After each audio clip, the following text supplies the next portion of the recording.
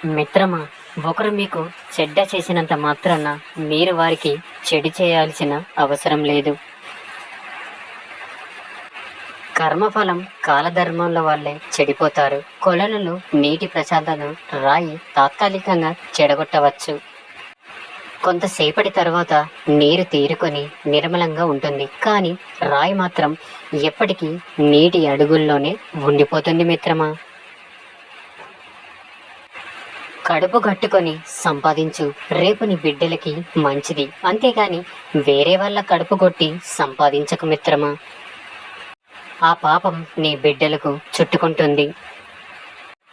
మనకు ఎంత ఆస్తి ఉన్నా తినేది ఆహారాన్ని, మనకెంత గుర్తింపు ఉన్నా అందరూ చూసేది మంచి గుణాన్ని. మనం ఎంత మంచి కులంలో పుట్టినా అందరూ చూసేది మంచితనాన్ని.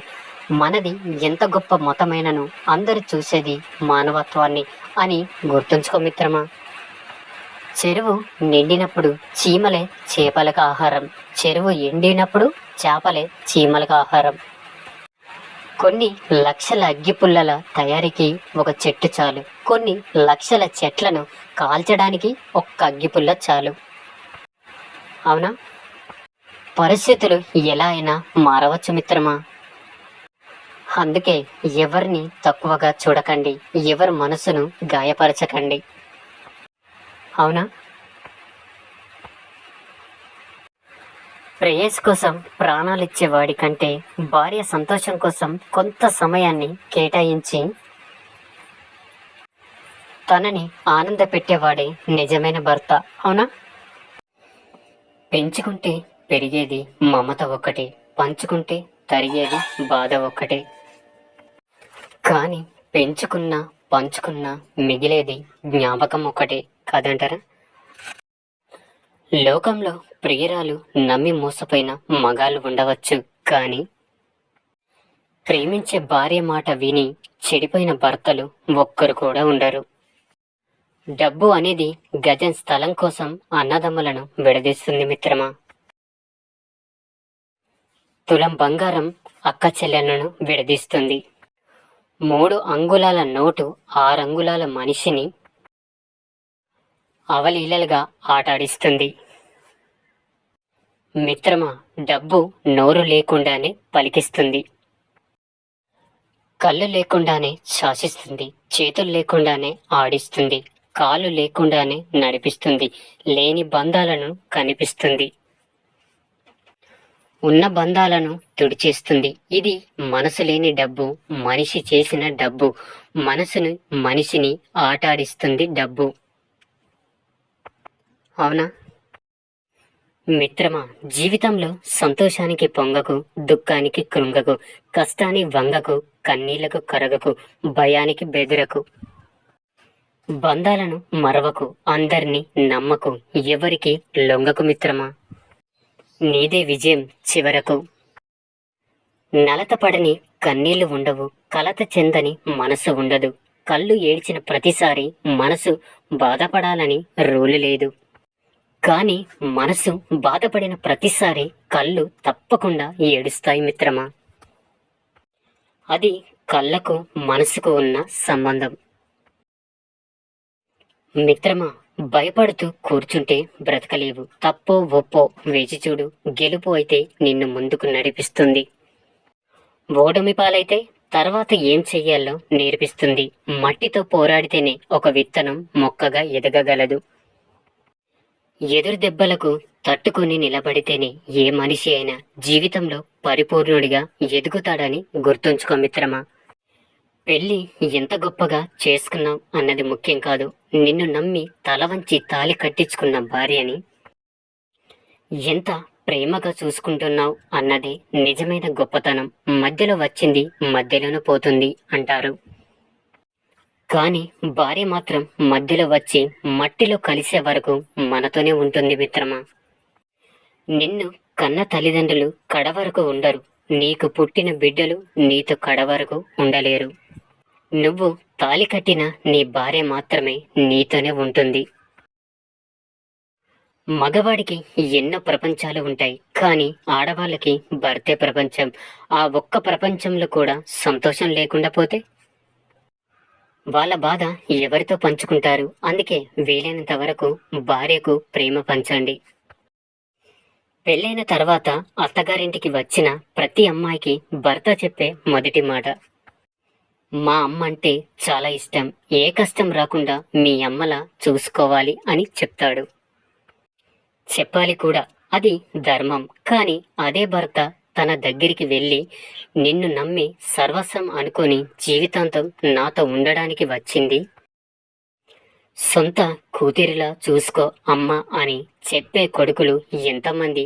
అది చెప్పిన వాళ్ళు ఇది కూడా చెప్పాలి కదా.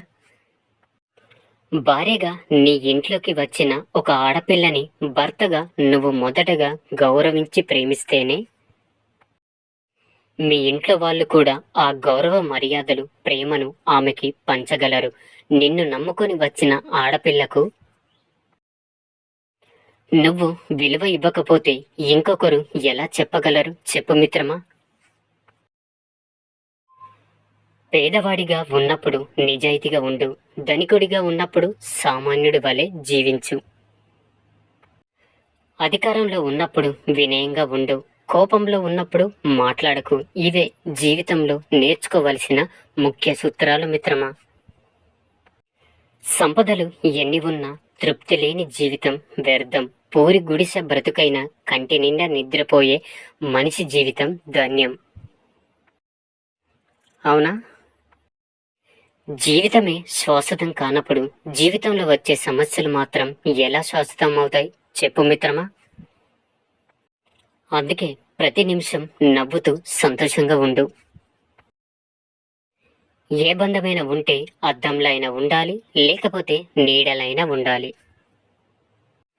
ఎందుకంటే అద్దం అబద్ధం చెప్పదు, నీడ మనల్ని వదిలి వెళ్ళదు.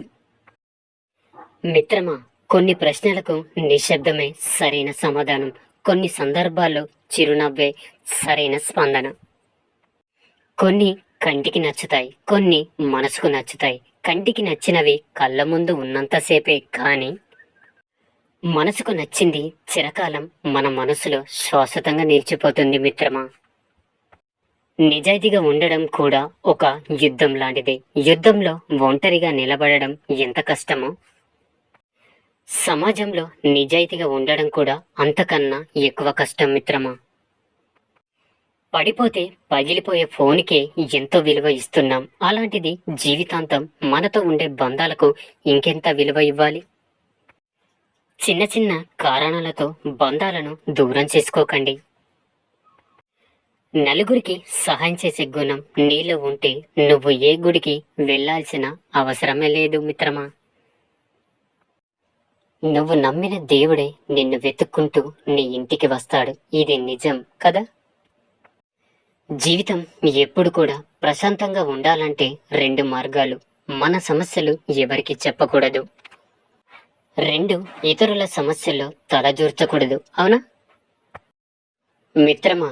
ఒక భగవంతుడు తప్ప నిన్ను రక్షించేవారు ఎవ్వరూ లేరు. అందరూ అవకాశవాదులే. ఓపికతో శరణు వేడు, చివరికి నిన్ను కాపాడేవాడు ఆ ఒక్కటే. ఎప్పటికైనా మనశ్శాంతి అక్కడే ఉంటుంది మిత్రమా. ఒకటి గుర్తుంచుకో మిత్రమా, హక్కుల కంటే బాధ్యత గొప్పదన్నది రామతత్వం.